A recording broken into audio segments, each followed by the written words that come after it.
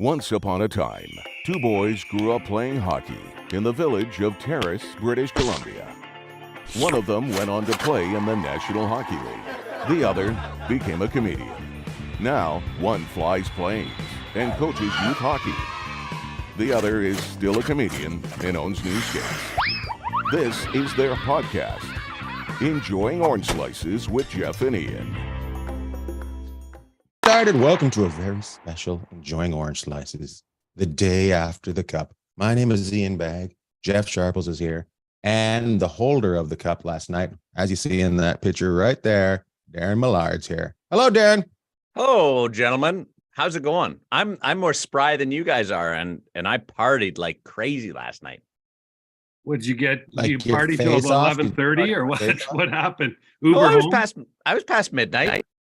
Oh, wait, you're like And grandma. And this is the way I justified really partying it. I put it to East Coast time and said, if this had happened in Florida, it's like 3 a.m. I'm bonkers right now. That's actually one of the things they said on the TNT broadcast was, and it's only 8 o'clock. And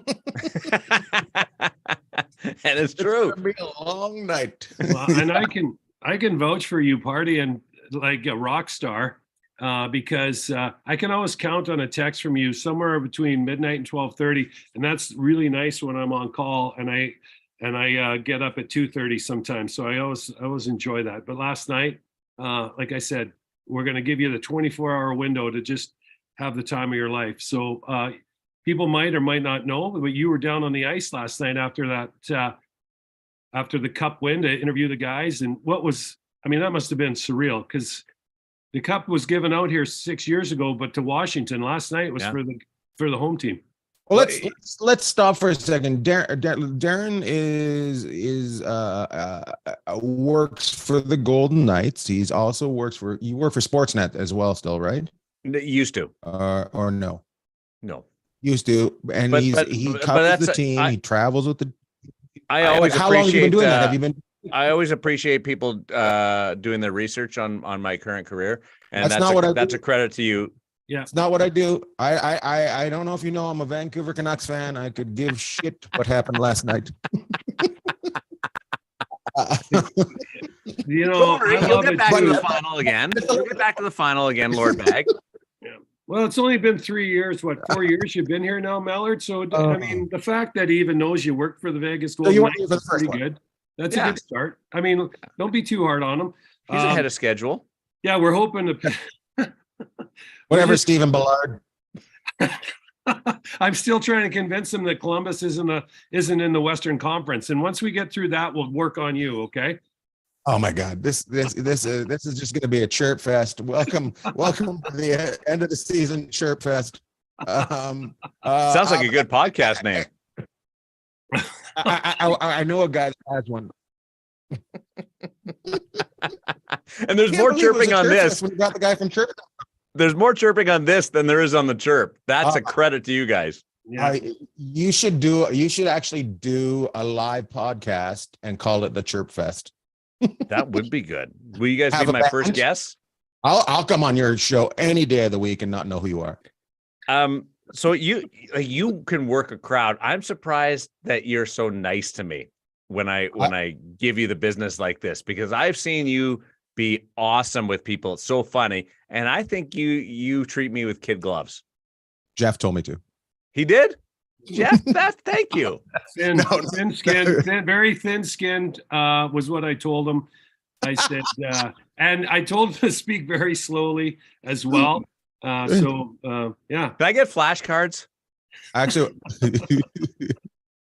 oh my God, this is awesome. Hey, so do I get to ask that question? Does Millard get to answer it, or do you want to? No. But I want to tell. We need to tell the people. We need to tell the people what happened, because this is a hockey podcast. Most people will know the Stanley Cup was given away last night when the Golden Knights beat the something Cougars from. It was a bunch of 40-year-old women. A bunch of 40-year-old women lost last night to the Golden Knights. No. I just got the Cougar 40-year-old woman thing. Okay, good. But doesn't that elevate, like, with your own age? Like, doesn't that reference grow? I think so. I think it actually goes below you. You're like, oh, I want to hang out with a cougar. Okay. Yeah, So it stays the excited. same, but you just go by it and then you, okay. Now I get it. Okay. Now you're Simba. Kind of does have the hair for Simba. That's good. Hey, Millard, you got the good hair. You'd be Simba. I can do that. And very powerful. I'm going to ask you both this question right now before you go back to Jeff's question, because the game last. I want to get 2 hockey questions in this whole podcast. Did you, when Tkachuk wasn't going to play, did you guys go, it's over? Did you guys know it was over both before the game started? I thought it was over for the series. I was not going to discount Florida finding resolve and trying to ruin. There's a lot of motivation in trying to ruin somebody's night or ruin somebody's day. Like Sharples knows that. Like he goes out of his way to try and he's really good at it, to ruin somebody's day. And I think that there's that, and just trying to extend it, find something, and then there's who knows what confidence can come from that to try and push things along. But as far as the series goes, I thought they were going to have a real tough time, Florida, in trying to reach their ultimate goal. But extending it one more game was a real possibility with somebody like Sergei Bobrovsky in goal. Well, Right. and too, Millard, don't forget, I mean, the energy down at T-Mobile last night was off the charts. Like, it's always good down there, but you could feel it. Like, people were like, it was like they were going out and they couldn't wait for New Year's Eve because they're going to go party. And the puck hadn't even dropped. And the noise in the building, the Knights, I think, to a man, and they had 2 days to think about it, would have told you they were affected by it. They had some sloppy plays to start the game. I think it was Lundell or Barkov. Puck got turned over more than once in the middle of the ice. I can't remember who was that, Lundell or Barkov. And Hill made an unbelievable save right at the start of the game. And Florida had really good energy to start. The problem with Florida, that first 10 minutes was great. Yeah, but you know what? They fed into the Knights, I guess, transition game, for lack of. They mishandled some pucks at the blue line.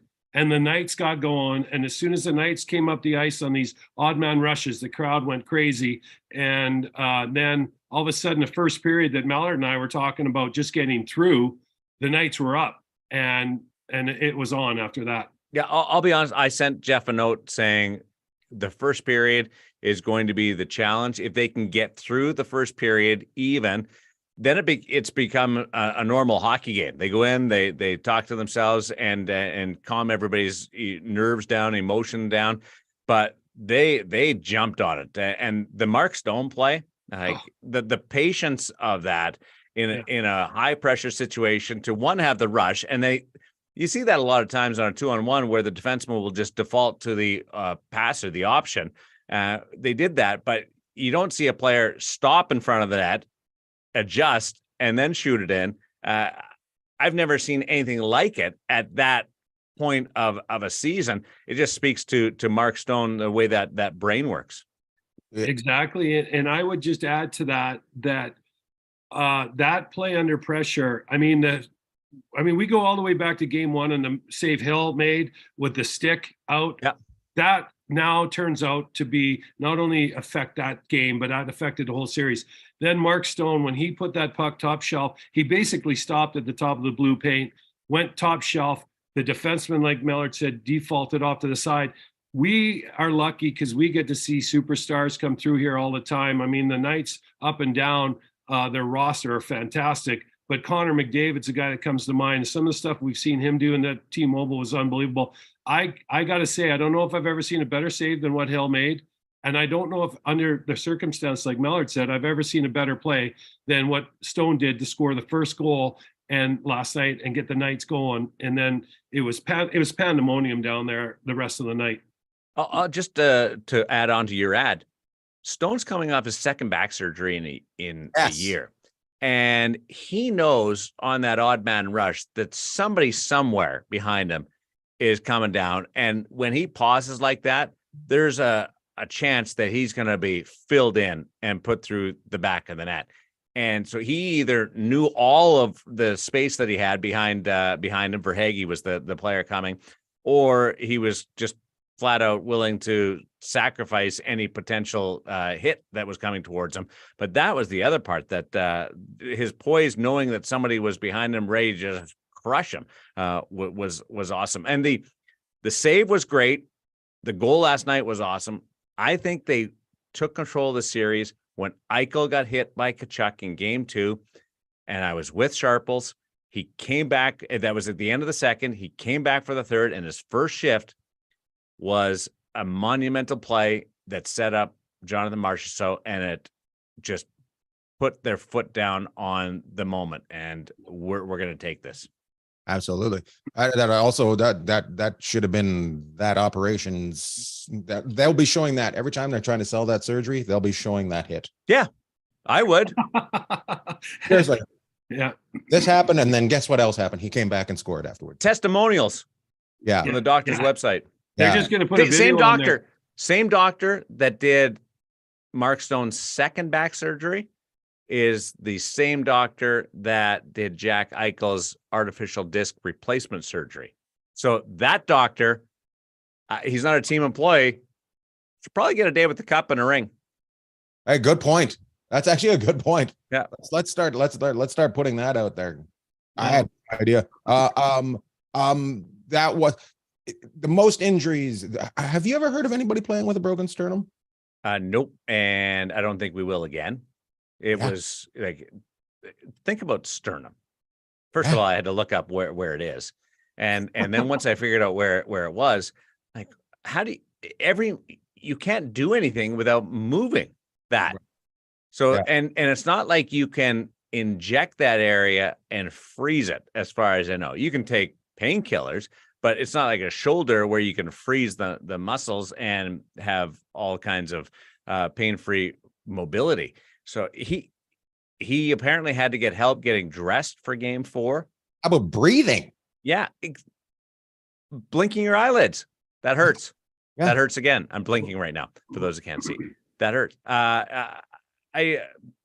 You could have bought, they were trying to buy themselves some time. I don't know whether he could have returned at any point in the series. He does deserve some credit for trying game 4.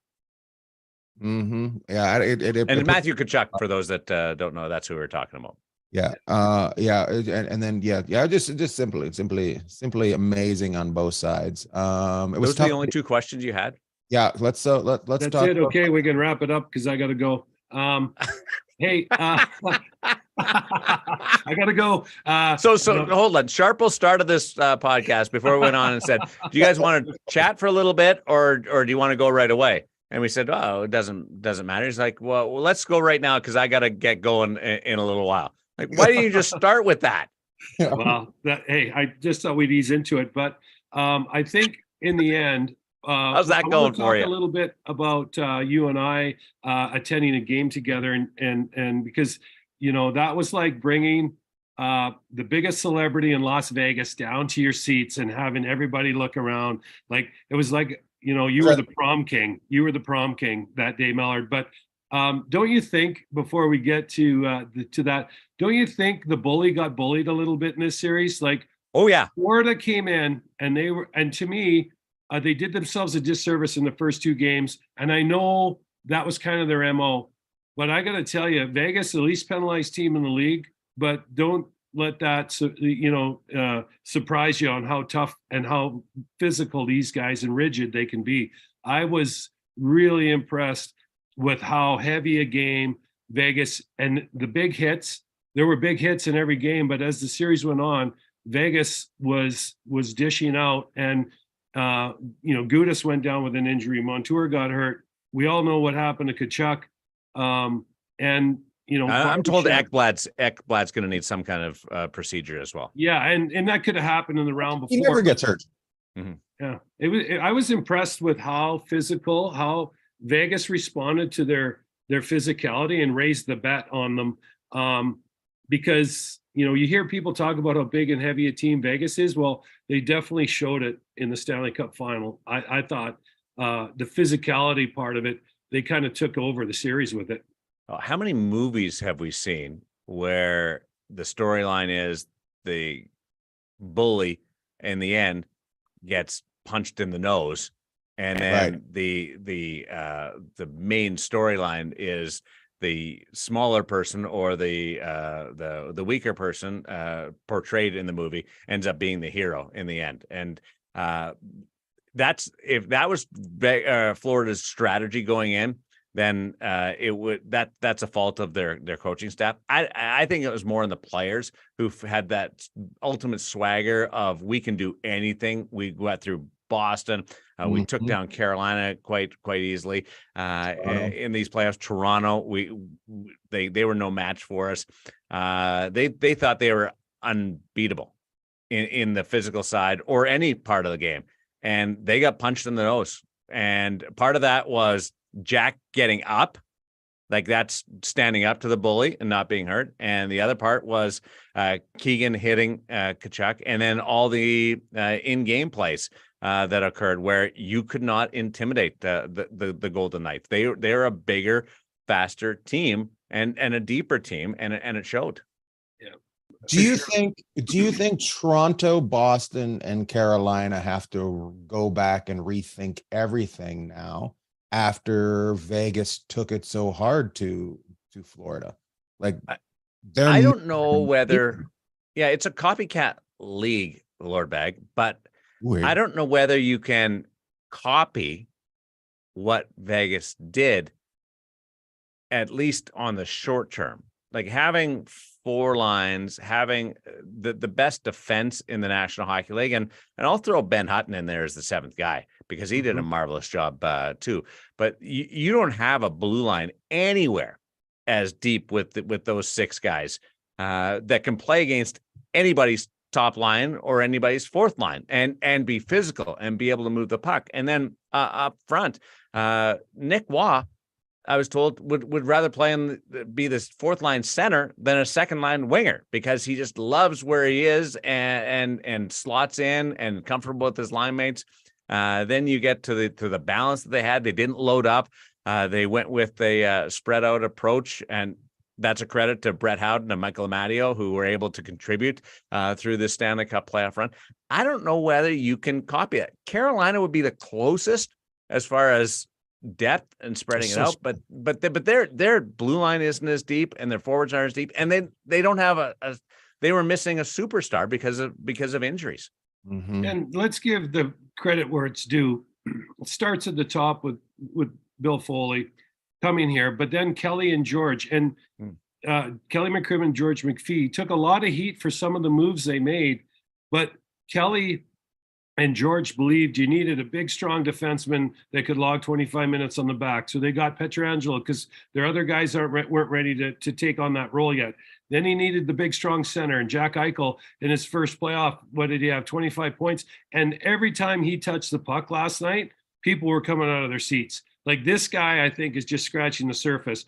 Aiden Hill, Laurent Brossoit, Logan Thompson, Jonathan Quick, and Yuri Patera, all your goalies that played, all knew what to expect in front of them. They built a team, and they've taken some heat for it. But I'll tell you what, they're not taking any heat for it today.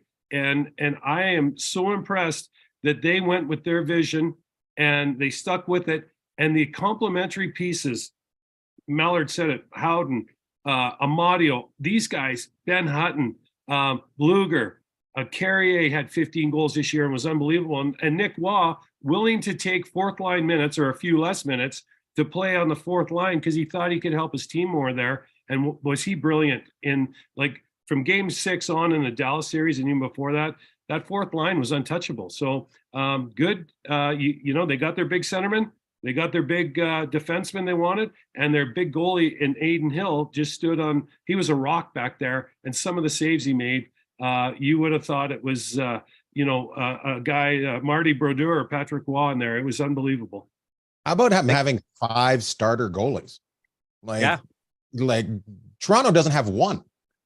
Well, and they won 4 games in a row with 4 different goaltenders at one point during the back half of the season, which has never been done before, and nobody ever wants to try again because you're in a certain situation if you're even in that spot. But yeah, and that goes to the preparedness. Vegas made the trade to acquire Jonathan Quick not because they needed him right then that night, but they could see if people weren't healthy down the road, then they would be left in a vulnerable spot. Now, Quick doesn't play in the playoffs, but he got them through. When Aiden Hill went down in Florida to start a 5-game road trip, it was Quick that stepped in. It was outstanding. Shut out Carolina, was great against Tampa in that on that road trip, and bought them some time to stay in it and helped them win the Western Conference. So I think but Quick doesn't play.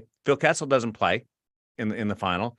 Teddy Bluger didn't play. Like they had some resources still to go that were there. And as far as the pain, Petro was acquired, Petrangelo. Nate Schmidt went out.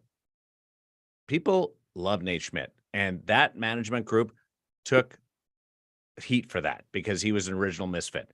They stood firm. Jack Eichel came in, superstar, but Alex Tuck went out, original misfit. They took some heat for that. People loved Alex Tuck. They're like, fine, we're good. We're comfortable in our decision. And then Marc-Andre Fleury went out to save some cap space. We know what happened. Some of the backlash with that. They stood firm. They believed it was the right decision, and all of those ended up allowing them to spend money in other places or bring in better players or what they thought were better players, and it worked out with the championship.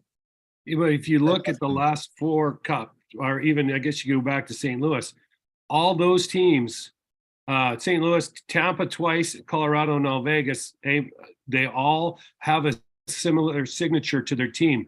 They had a really good D, and they used 4 lines. And this year, Colorado, especially with the loss of some of their top guys, Landeskog comes to the top of my mind when I think of them. Nichushkin went out, right, for other reasons, but Colorado didn't have the depth to come back.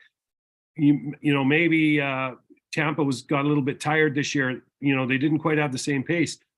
Vegas comes in, and here's another thing that people might not realize. There's only one team that's played more playoff games in the last 6 years than the Vegas Golden Knights, and that's the Tampa Bay Lightning, who has 2 cups and a finals appearance. I was hoping Lord Bagg would answer that. Yeah, with Columbus from the Western Conference. I would say Columbus. But anyways, Johnny Goodrow and the Columbus Blue Jackets. Yeah. So, hey Millard, let's just change gears here a little bit. Since Ian doesn't want me to ask that question, I asked at the top of the show. Talk to us. Ask it now. No, I'm not asking it now. What was the question? I gotta go. I gotta ask Millard, because Millard and I went and we sat together. Oh yeah, so I was your guest. We didn't sit together.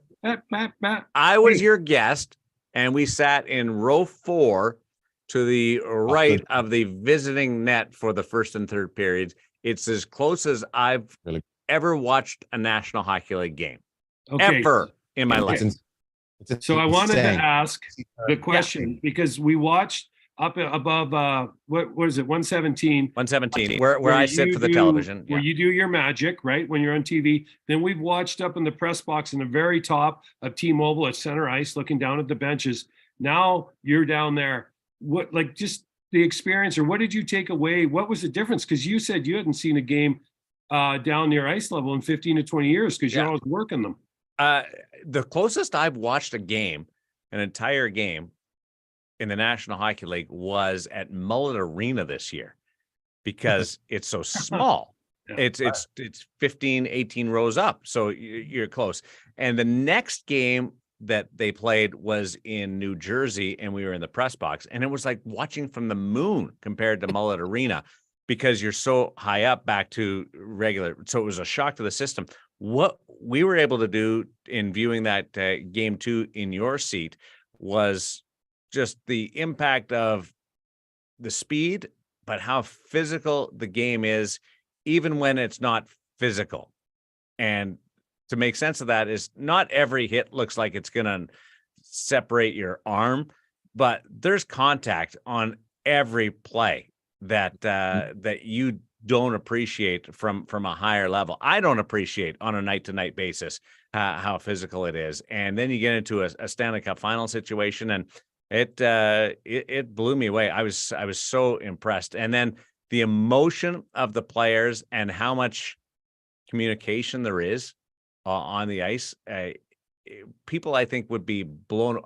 It was a great reminder to me how much talking and communication there is between the players and sometimes players and referees. Ask Eric Stahl, tossed out because of chirping the referee. The amount of talking that even in a loud building occurs is pretty striking. And you know, a lot of people don't realize it. We might have talked about it because it's my favorite percentage that Dallas Eakins came up with on the Hockey Night in Canada call. You know, you don't think it's as physical as it used to be, but 80% of the game in the NHL is played within 3 feet of the boards. And it's a funny line from Murray Craven. He was talking to his young team, his minor hockey team. He goes, people make millions of dollars just to be able to get the puck out and get the puck in. And the Knights are Stanley Cup champs because of their effectiveness within 3 feet of the boards and being able to win those puck battles. And Millard's right. You know, you lean on a guy you're going to see every night in a 7-game series, that it wears you out. And you could see last night, game 5, the second period is as dominant a stretch of hockey that I've ever seen, maybe in my life, but especially in T-Mobile. When the Knights got going and scored their third and fourth goals, the roof came off, but their motivation and their determination was unmatched. In Florida, you could just tell, was just spinning, trying to contain it. The adjustments that they made in this series and in the playoffs were pretty extreme. And Vegas isn't I wouldn't call them a traditional board team. They love to get the puck in their own zone and move it straight up. It's fast, and their zone exits are quick. And if things are going right, the wingers or forwards are in the right spot, it's clean. In the Dallas series, that forecheck was causing some problems. They changed to a rim or a D to D and then up, and it was so effective. And that was all implemented by the coaches, and the players executed it. And in this series, a bit of a hybrid for it. And that was a real credit to the players to be able to adjust on the fly.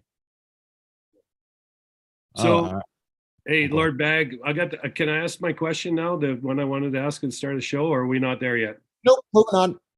No, go ahead. I gotta go. Hey, Millard, last night, it was almost like Christmas morning when I got up this morning, and I turned on the Knights feed because I wasn't sure if they were going to have Butchie on, but Coach Cassie, because I love listening to him. I listened to Coach Paul Maurice afterwards, and let's not sell Florida short on what they were able to accomplish. I know they don't want to hear it because their ultimate goal is Stanley Cup, but what a road they went down. But I turned on my phone this morning, and I look, and who's interviewing players on the ice last night? None other than our special guest, Mr. Millard. And I was thinking afterwards, I'm like, you should do that more often. You should try and do it for a living. How was that experience? It must have been just crazy down there. First of all, they don't let you on the ice after a regular season game. They're kind of finicky about that.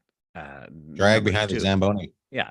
I love Chris and Richie, the guys that drive the Zamboni at T-Mobile. Awesome dudes. I'm going to ride. Sharples, you and I should, hey, that'd be good. You guys ride the Zamboni. We'll give you microphones and we'll interview you during a preseason game. That'd be good. You could just ride around. Could you not be a backseat driver for a couple of minutes, Lord Bag, and just leave the slow it down? Yes, slow it exactly. Down. It was fun. There's a lights coming up. Signal light. So last night I added up, was the 13th time that I've been on the ice for a Stanley Cup presentation afterwards and doing those kind of interviews.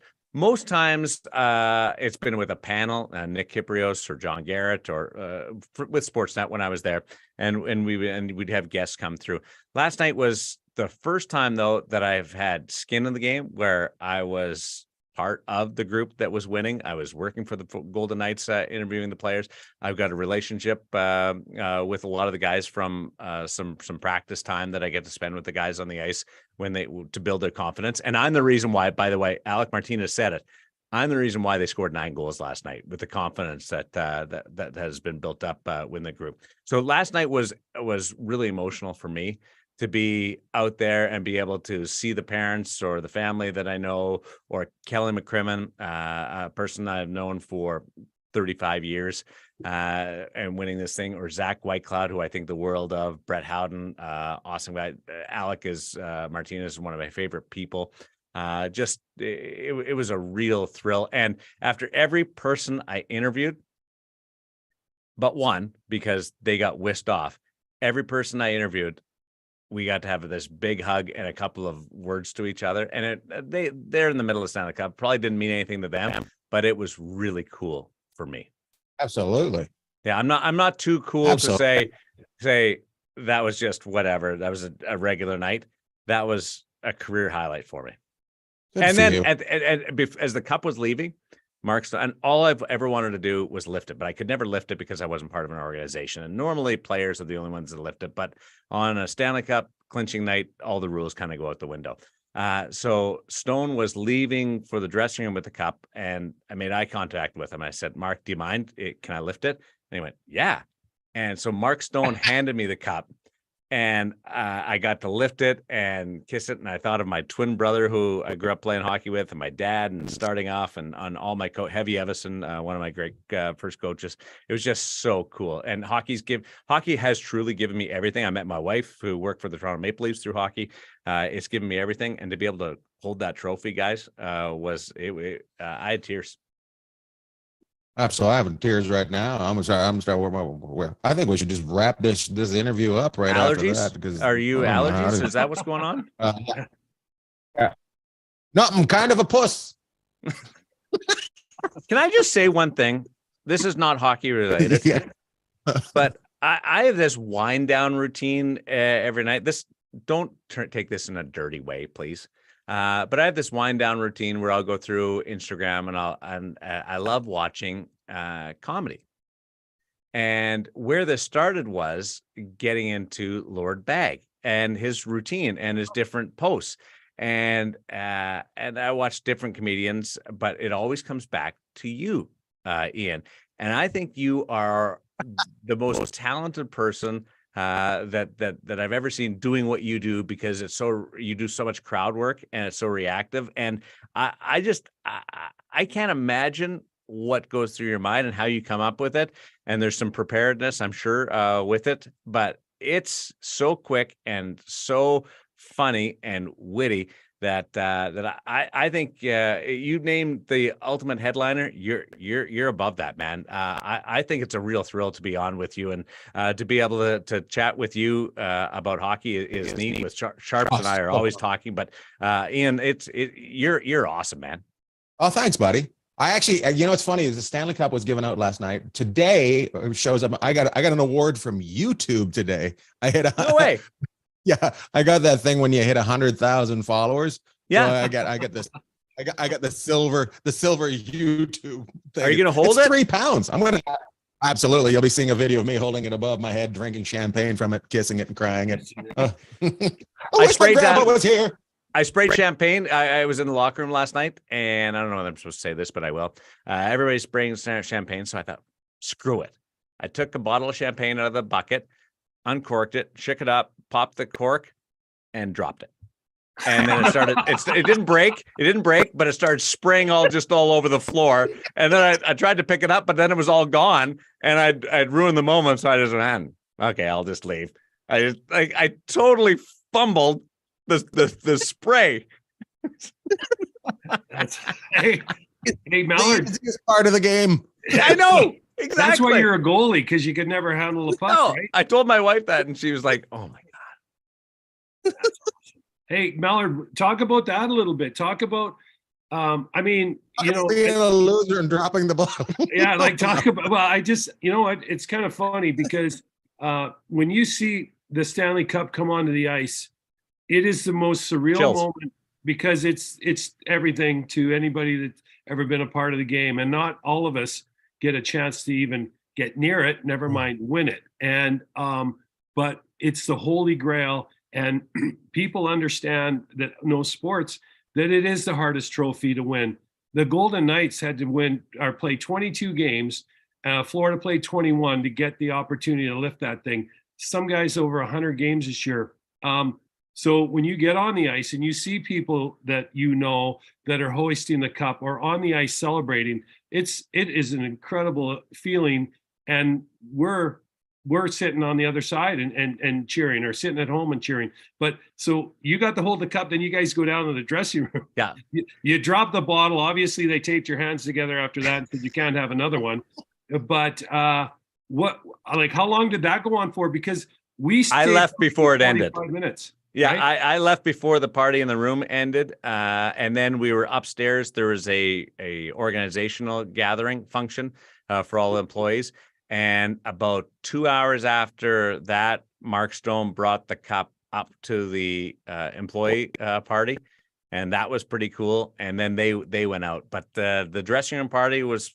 I was just in there. It was only players and staff in there at that time. And then all the families came in. I'd never done that before, and watching those guys celebrate and with the glasses on and spraying each other and chanting and cheering and dancing, it was surreal, because I remember watching the Islanders celebrate, and that's the team that I compare this team to, for their depth and size and execution and business. Like the Islanders were all business. They enjoyed it, but up until the moment that the Stanley Cup was clinched, it was all business. That right. And they had 4 Conn Smythe winners in 4 years. That's depth. This team could easily do something like that too. But then to watch those guys just let loose, and the lockers are taped up and champagne spraying, and I did wear an old suit just in case it got wrecked, but that was, I'd never done that before, and life's complete now. Hey, how old of a suit was it? Where people like, who's the couch in the corner? What's that? I said, how old of a suit was it? Where people like, who's the couch in the corner? Oh yeah. It was plaid, and no, it wasn't. It was blue, and I could pull it off, but I wouldn't have been sad if it got ruined. Here's what I was thinking too.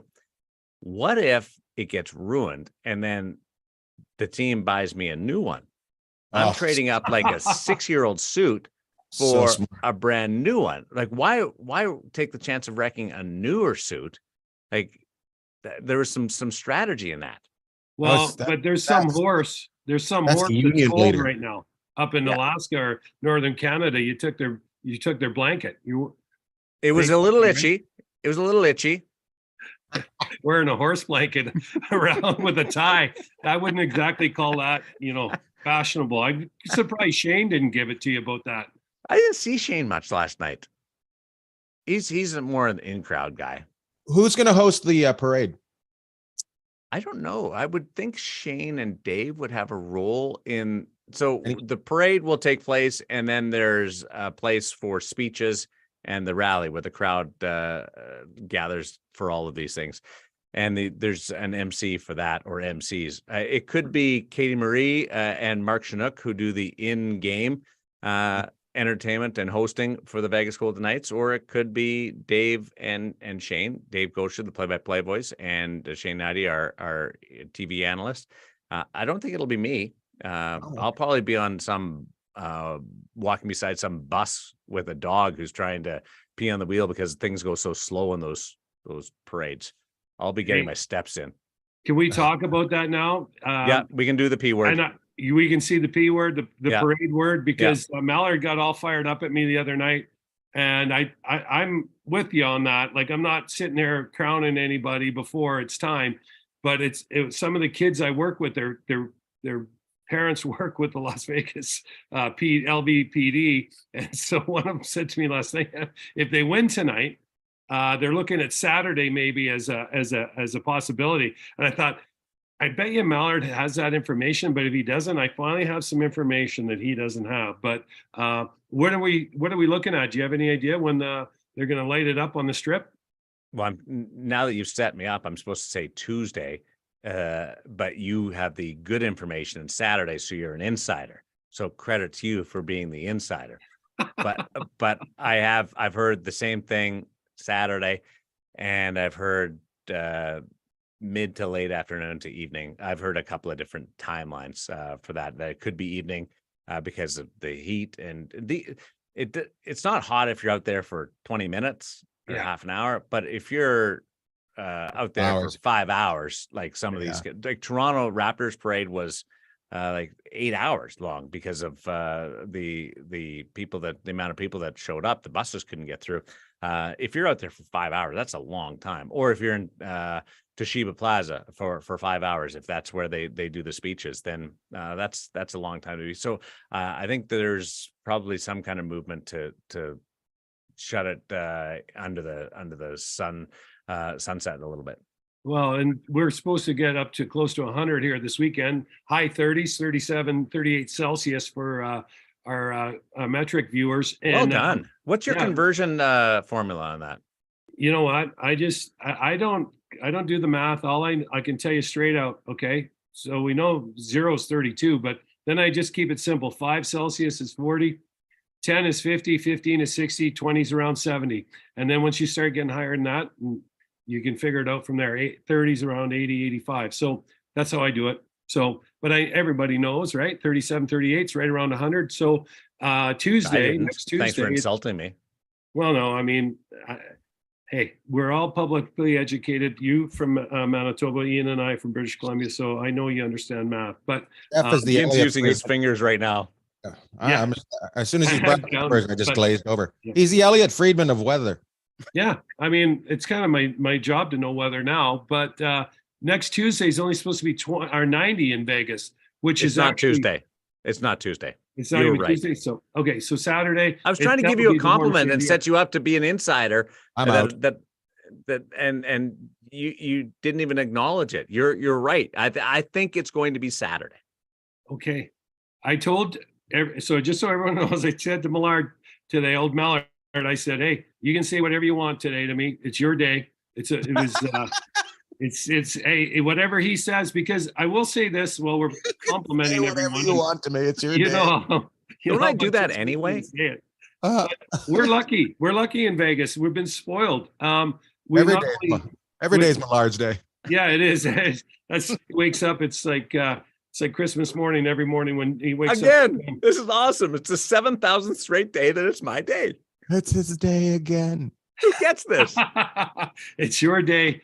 But we wouldn't be where we are and so lucky in Vegas without obviously the team and what they do. But Dave Gosher, Shane Knighty, and Millard, and everyone that works on the broadcast, Ashley, Vice, Gary Lawless, Daren Elliott, and Aggie, Darren England, all fantastic people and spoiled. So, but I'm the best. While everyone's throwing roses around, we're going to throw some roses to you guys today. I'm the best, though. You are. You are the best. Yep. Jeff just thanked everybody that wasn't on the podcast. And not I said Millard could give it to me today, not you. You're going to give it to me now. When's your next show, Bag? Las Vegas. I'm going to Huntsville, Alabama this weekend. No way. Yeah, for 4 shows. Life is good. I was in Philadelphia this weekend, and Bob Clark's daughter came to the show. And I'm just like, I'm so close to Bob Clark. How did you know that it was Bob Clark's daughter? Somebody came up and said, hey, some of the employees from the Flyers came, and they said, hey, this is Bob Clark's daughter. And I was like, I didn't expect her to have teeth. I have this issue. Is it Bob Clark or Bobby Clark? Depends. Bobby Clark. Yeah. I call him Bob Clark. I call him Robert Clark. My dad is a doppelganger for Bob Clark. No way. Yeah. He's been approached in airports saying, "Are you Bob Clark?" No, I'm not goddamn Bob Clark. I'm from Brandon. I'm not from Flin Flon.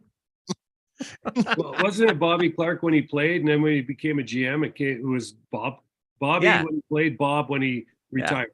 But every now and then I have this panic moment: is it Bobby or Bob? Yeah. And then you know what I do? Ran into him. You'd probably panic because I call him William. You call him Father. Hey, Millard, I just thought of this, and people should go watch your interviews with the players because they're fantastic. But I'm going to ask you, and I probably asked you one of these earlier, what were you thinking when you lifted the cup? And is it as heavy as you thought or heavier? I thought of my dad because he wasn't a hockey player and he got me into hockey, and he allowed me to play goal, which he didn't want me to do. I put it in my hand. They said, who wants to play goal? I was 7. I put it in my hand and he put my hand down. And so I raised the other hand right away. I thought of him. Goalie. And my twin brother, who we played in the same teams with forever. That was awesome. And yes, it is heavy, but I will tell you this: it's fragile. Like the bowl. The bowl is really fragile, right? I had Mike Bolt from the Hockey Hall of Fame on the Chirp this week, and we just talked about it's really cool, different stories and rules and stuff that he's met 4 presidents. He's been to Afghan, like just different things that he's done. But he told me, I said, is there a proper way to lift the cup? Do you lift it by the base and the neck, or can you go rim to rim?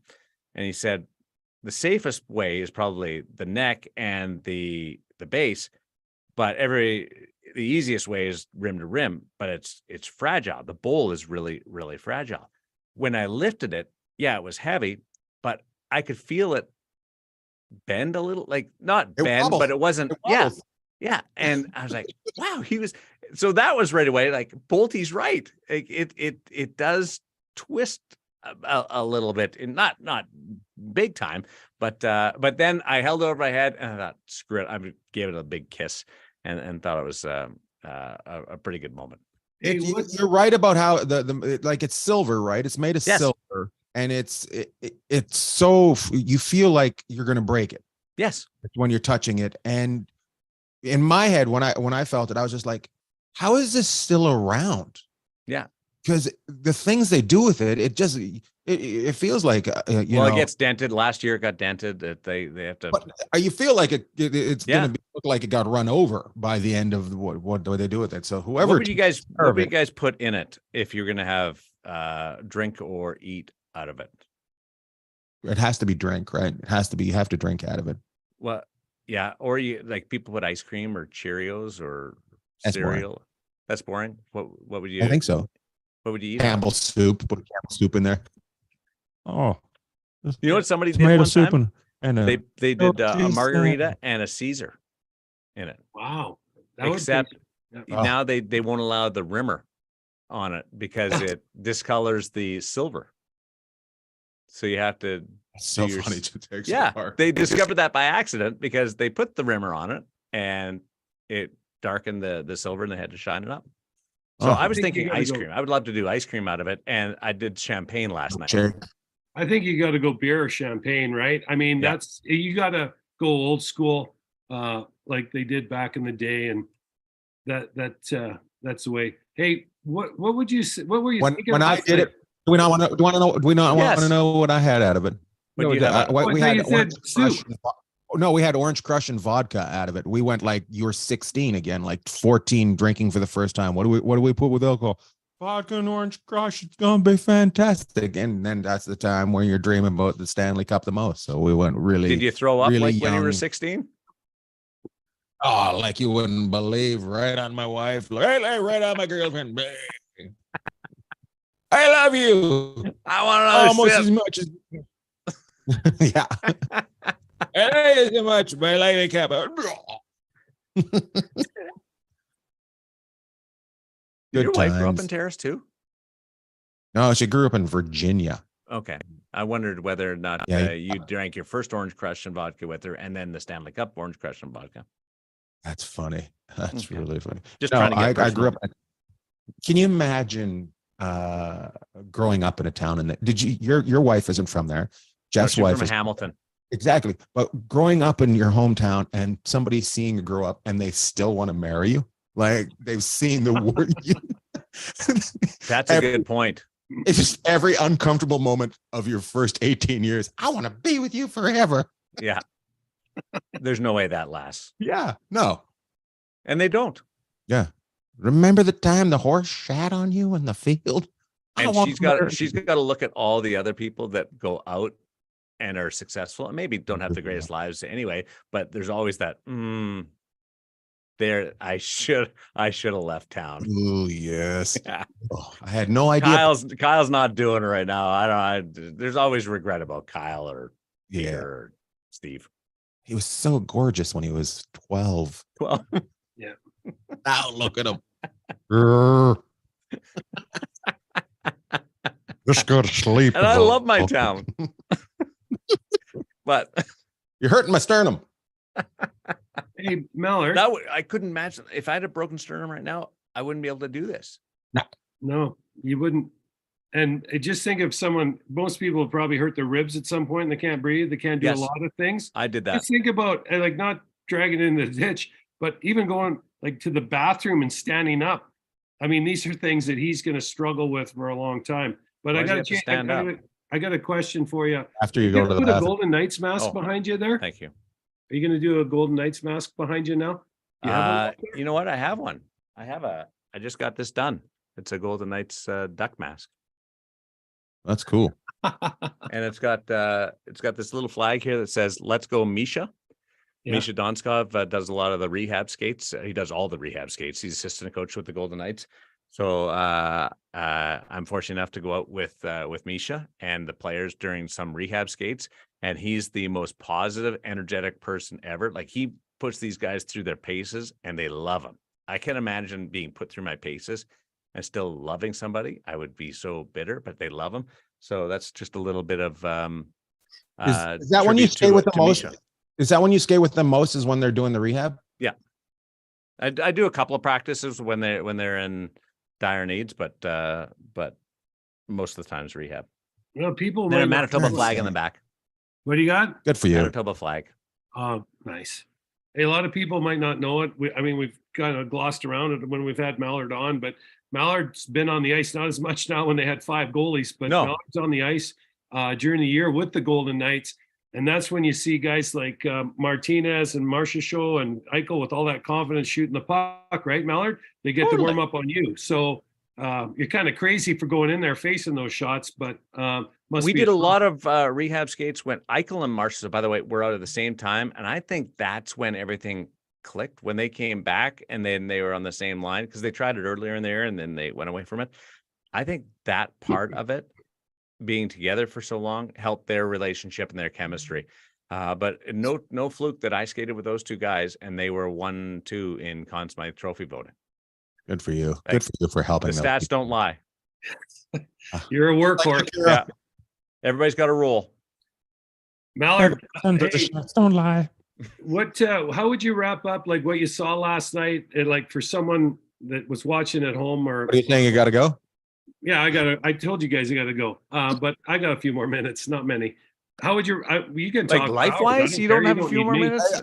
How would you wrap it up? Like, I mean, I'm not talking to the show. I'm just saying what you saw last night, what you experienced. Like, what was your takeaway from the whole thing? Just, it's surreal. I mean, to be in the building was surreal. How was it to actually be down there, on the ground with those guys on the ice in the room?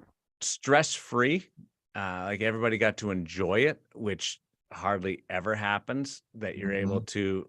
I was joking with Bruce Cassidy after that wasn't the speech you anticipated having to make, whatever speech you made between the second and third. Like you couldn't even say, guys, let's stay focused here. Like they're up by 5. I know what he said. Good. I know what he said. Can you believe Boston fired me? Yeah, that's what he said. I'm sure there's some thoughts in there. What a bunch of fools. Thanks for the cup, boys. Just is so efficient. And you're going around the ice and you're talking to guys and they're so happy and their families are out there and they're so happy. It's the highlight. But some teams you'll turn around and you go, okay, I'm not going to interview them. When I did this previously, I'm not going to interview them because they're not profile enough. There's not a low profile guy out there because they all contributed. There is an angle with every single guy, which is very rare. Do you think that's because the team's so new? No, it's because everybody contributed. And I wouldn't say this is a Vegas type personality because you don't have that high flying crazy personality out there. It's just very businesslike, very efficient, fun, dedicated, and exuberant. And they lived a dream, and they soaked it in as much as everybody else. It wasn't just about the party. It was, wow, we did this. True. I don't know whether that makes sense or not, but it was just, I was captivated by how everybody was just able to take it in and not want to be running off to whatever club they were going to. I'm curious if it's because of living in Vegas, where you have the stars, right? Yes. There's a lot of and I'm not talking about hockey here. I'm talking about Vegas as a town. There's a lot of stars, but there's also a lot of shows, and everybody is equal in those shows. So you see the stars and you see the shows, and it gives you a different, because those guys that live in that town see all that stuff. Yes. And they go to the grocery store and their life. Celine Dion Right. could be in the produce section, and Steffi Graf is at PetSmart because that happened behind Dave Gosher. She was buying something at PetSmart in front of Dave Gosher a couple of years ago. Like that, you run into these people all over the place. The players see them all over the place, and it's just a way to keep your emotions. But also it teaches you how that you don't do it alone. You figure out, that you don't do it alone. Whereas some of these, this podcast. Well, I'm going to be honest with you. I do this alone. You do this alone? Hey, well, based on starting up operation, boy, and Bagsy, what episode is this? 100 and what? 100 and done. Because Sharples was like, it was his first time, or like he had to log on twice. He couldn't get his mic going. His background was all screwed up. It was like he'd never done this before. I thought he was going to grab the old dial phone and like, okay, 7 2 hey, it's all relatable. I don't know how we've got this far either, because every podcast is the same. Me trying to log on to this computer. So, and the good news is, I haven't changed one bit, and we're still going. So just think if we improved it, we wouldn't be the same, and then you wouldn't enjoy it as much, right? I love you guys. Don't you? Brian Almy, the guy that produces the show for us and puts it all together, he says, "I love watching it because you say stupid things and Jeff just stares at you." There is that. The first time I was on, you were talking about the Columbus thing, and I didn't know you as well, and I didn't say anything, and I texted Sharps after. I'm like, what was the Columbus thing? He's like, yeah, I know. But I didn't know you well enough to chirp you, so I just went back to Sharples. The good thing is I got a lot of my friends were chirping them after that. So Columbus is still a big hit. We love to bring it up. But hey, Millard, I think Florida's going to campaign to be in the West next time. Yeah, maybe Tampa. Tampa's in Western Florida, right? Yeah, West Florida. Yeah. Good point. But just touching on, I think you hear community involved with the Knights a lot, and Ian's right. There's stars everywhere in this town. This is where everybody they're down on the strip. They might be in the supermarket, but I think one of the identities of this team, and of course with all the changes or some of the changes, people are like, oh, they didn't like it, but now you know what, they talk about this team, how well they get together. But I think part of it is because of the way Vegas and the people in Vegas operate. I've said it many times, but I really believe it. This is a service industry community. People are here to make sure you have a good time when we come to our city. They're hardworking. They're good people. When they go down to T-Mobile, that's their time. That's their team. And I think there's so many similarities between the kind of people that work in a town like this and have a 24-hour town where if you want a steak dinner at 3 a.m. or you want the best of the best, you can get it. I think the team kind of melded into that as well. And of course, there's other circumstances that really help bring the community and the team together. But I think it's a basic understanding of hard work. And the guys that have been here, I mean, it's not too many nights you can't say the Golden Knights didn't give it what they had. And that's a credit to the kind of organization that they have. And I think it's credit because they feel like they're so tied into the city. And I'll leave you with this. It's the biggest small town in the world. That's Reno. Las Vegas. Second biggest. I think this is the biggest small town because it's 2 million plus people, but you can get anywhere in 20 minutes and you see people that everywhere. And that doesn't happen in other big cities that I've lived. And Bill Foley is the financial owner of the Vegas Golden Knights, but the people of Las Vegas own this team spiritually. This is their team, and the Vegas Born hashtag is not just a slogan. It's a belief, and they absolutely live by it. So I think you're right there that this isn't something that people come to town. Hey, can you get me tickets to the Golden Knights? That's not how they survive. They get by and have their edge inside that rink because people that love their team, not a team. It's their team. Mm-hmm. Truth. Good for you guys. Well, I'm a Vancouver Canucks fan, and they're shit. Owned by. Okay. Anyways, back to you. We'll cut that out. I still think if Nick Lidstrom's puck doesn't get through Dan Cloutier, there's a chance there. Really? Yeah, way back when. Really? All right. We can talk about the Canucks another time. I grew up cheering for him too, but not today. Not today. I gotta go for the Canucks. I almost got drafted by the Canucks. That Harry Neal told me at the draft. Sorry, we don't have time for this story. Yeah, we're telling it now. No, he told you he was going to draft you? He got fired in the summer after the draft. Went to Detroit. He goes, "Yeah, we were going to draft you, but they started taking goaltenders, and so I think they took Troy Gamble. Sean Burke was in that draft, and so I think was Mike Richter. So, anyways, that's how that went. I love Troy, but the other two guys were good. The other two guys. Hey, Sean Burke. He said to his wife when he took the goaltending position, director of goaltending with the Vegas Golden Knights, we're going to go to Vegas because he was in Phoenix. We're going to go to Vegas. We're going to win the Stanley Cup. That's what he told her. And lo and behold, it happens. I got a question for you. I watched him pick up the cup. And did he have a big left shoulder injury? Yes, he told me he couldn't lift it. I was watching him. I was like, oh, he's got a bad shoulder. He said, he told me if nothing else, I was shown the door to the surgical room tonight because I officially will get my shoulder operated on because he couldn't lift the Stanley Cup. Rotator cuff. Yep. Was he the one? Is he the one holding back on it, or were they not trying to pay for it? Do you know that? Oh no, he just didn't want to have. He didn't want to do it. That's awesome. That's story zone. He's had both hips replaced. He's had knees done. He's done everything. Now he's got to get his shoulder done. And there's a guy. He's been around the game, done Olympics, done National Hockey League. He got to lift it. Hey, you got to give. We didn't bring him up, and he doesn't get talked about enough. We talk about like Misha is the skills and drills guy, and we love him.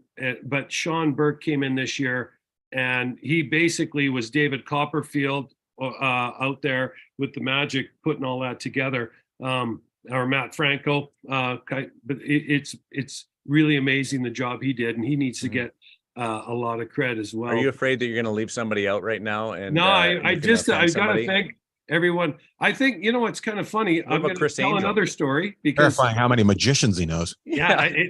Actually, I know Kayla, my nephew's going to chirp me for name dropping, so I won't say. But I remember everybody's going to name drop. Yeah, I got to do it now. Everybody's going to chirp. He's like, "Oh, you're so full of it." He loves it. I think he thinks I'm trying to big time all the time. I remember going to McMullen's Pub when Bill Foley came to town, and we started the Vegas One Hockey thing. And now to see 6 years later what the community and so I mean. I feel like today there's a lot of people that have been a big part of this. 10 years ago. I'm not saying we have been. We just supported it. You have been, though. But 10 years ago, right now, it wasn't really on the radar. No. Inside of a decade, this wasn't really on the radar. There was Bill was looking at it behind the scenes, but he hadn't really cranked it up yet. That's how fast this has happened. It's insane.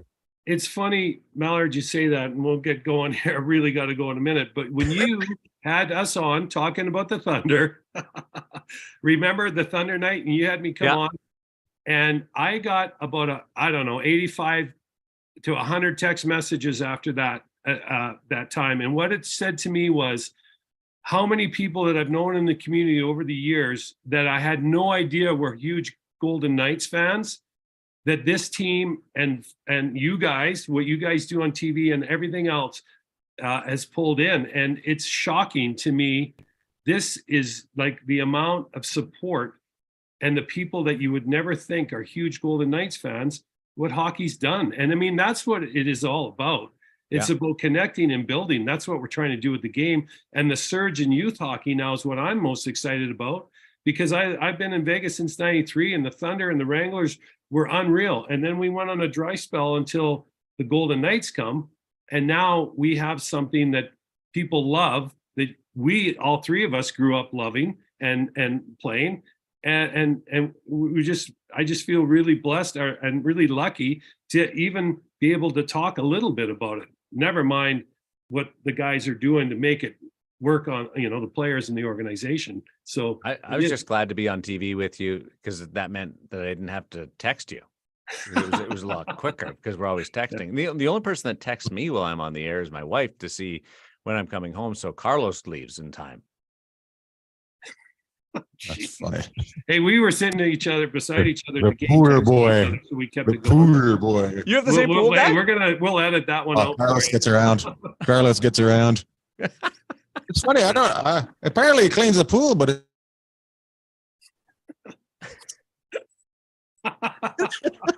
he's a good guy. I actually like him. We've had beers.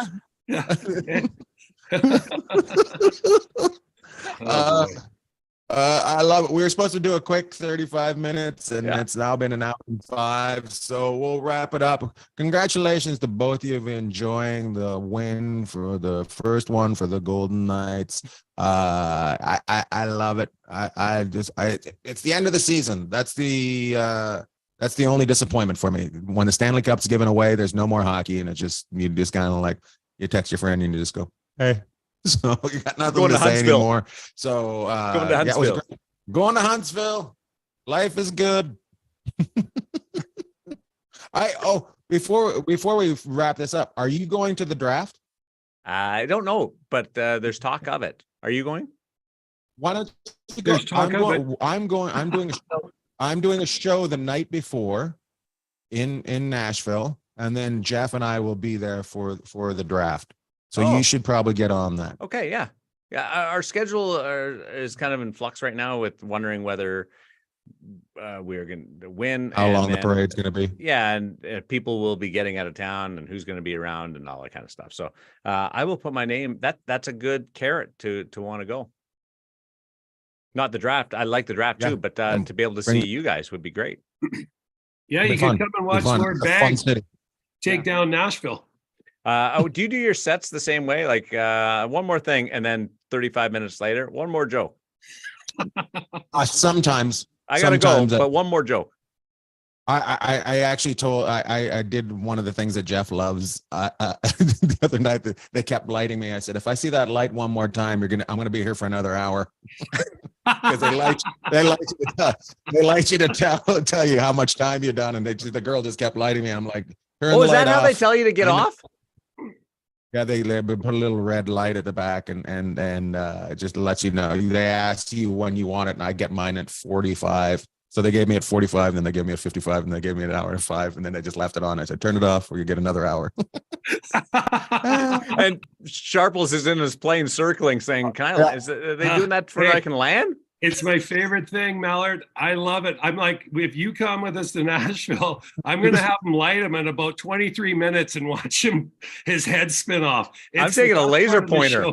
Because now he's fighting with the guy who's just been told to light him. Hey, time to get off the stage. It's the best. It's my favorite thing in the world. Watching him spin off into the rhubarb and just lose it on people. Like he's carving everybody in the front, and now he's carving the staff. Rhubarb. There's something I haven't heard in a while. I had the best time in Philadelphia. So on the second night I'm there, I go to walk in the club.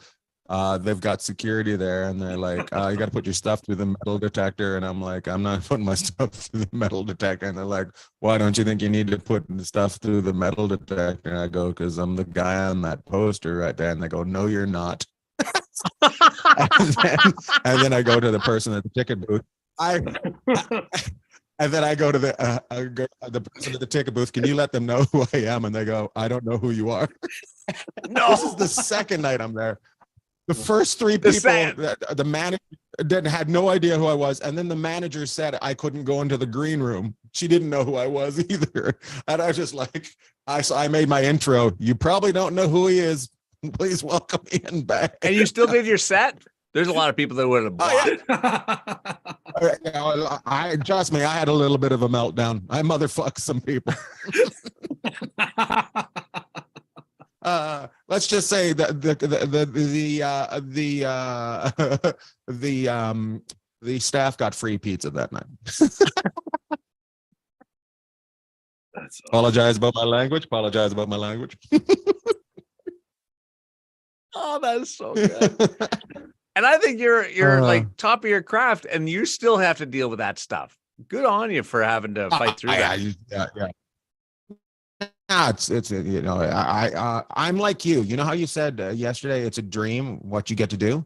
It's a dream. It's basically what I do is what I did as a 10, 12-year-old kid sitting on a hockey bus going to tournaments, just chirping my friends. Yeah, that's all I'm doing. So it's a dream. I don't think it was my a hands dream are for soft. Sharples. No, I just chirp. I'm not funny. I just chirp. That's it. He wanted to fight you? No, he is actually. We give it to each other, but he doesn't. We don't. We have some laughs. He'll chirp me once in a while, but Jeff's the chirper. He's really good at chirping. Like you said, he's really good at it. I'm just like, he's got that. He gives you that look on his face where he just looks through you. Where he's going? Why are you here? Me? You asked me to be here. Yeah, no, that's why he said. No, he doesn't. Like, why are you here? Like, you're in my house. Exactly. Well, why is Jeff here? He's got to get going. Oh yeah, Jeff. But we're gonna light up. Hey, you got to come out to Nashville. We'll get him to light up Ian, and you can see the real show start after that. That would be awesome. That's my wish. So, mine too. Meltdown. Hey, Millard, you got any shout outs today? Why do we stop the podcast? That's what I'd like to know. Well, we're trying to get done. Can I just say I do 2 podcasts and broadcast on TV and radio for a living, and I have no idea what we're talking about right now. Perfect. Oh, perfect. You froze. Give someone a shout out. Oh, okay. A shout out. I'd like to give a shout out to the equipment staff. My buddy is the head equipment manager for the LA Kings from Brandon. I was happy when he won, and I've got to know all the guys with the Vegas Golden Knights. At JW Aiken, you saw him give the stick to Mark Stone. That's not just what he does.